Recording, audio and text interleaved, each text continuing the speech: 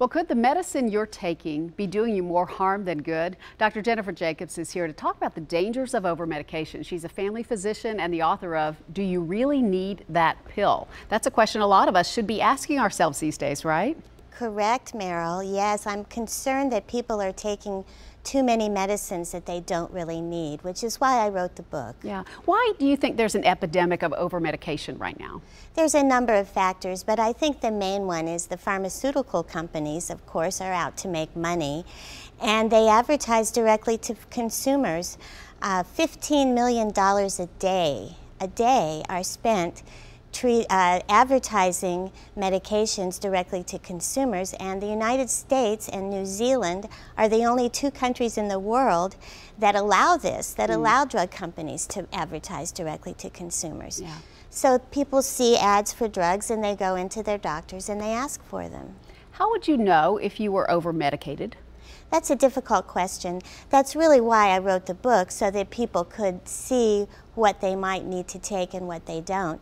But the best thing to do is talk to your doctor and ask him or her if there's something that maybe you don't need to take, because the average person over age 65 takes 5 or more drugs. Oh my. And you know, that's too many, because we don't really understand how they all interact together and what the side effects could be. Yeah, and let's talk about side effects, because you see those scary side effects on all the advertising for pharmaceuticals.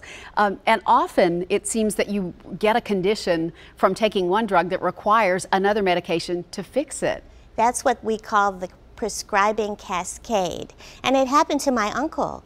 He was put on a drug for early Alzheimer's, developed urinary incontinence, was given another drug for that, which made him confused, and they thought his Alzheimer's was getting worse and gave him a third drug. Oh my. And it was just a nightmare. Fortunately, my cousin, his daughter, called me and I said, well, let's try stopping all the medications. And he got better within 2 weeks. Wow.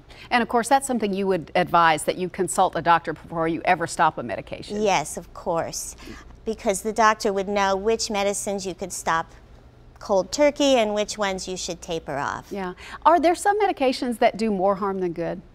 Well, it depends on whether you really need them or not. For example, statin drugs.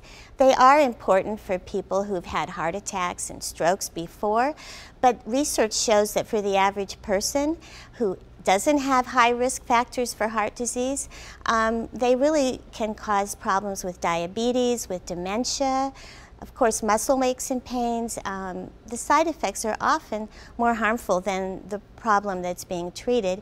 And other research has showed that heart disease can be prevented, 80% of heart disease can be prevented by 3 factors: smoking, stopping smoking, eating well, and exercising. Which we all know we should be doing We rather should than be taking doing a drug. it. Exactly. Thank you so much for being with us, Jen. Well, We thank you for appreciate having it. me. It's interesting reading. The book is called Do You Really Need That Pill? You can look for it wherever you buy your books.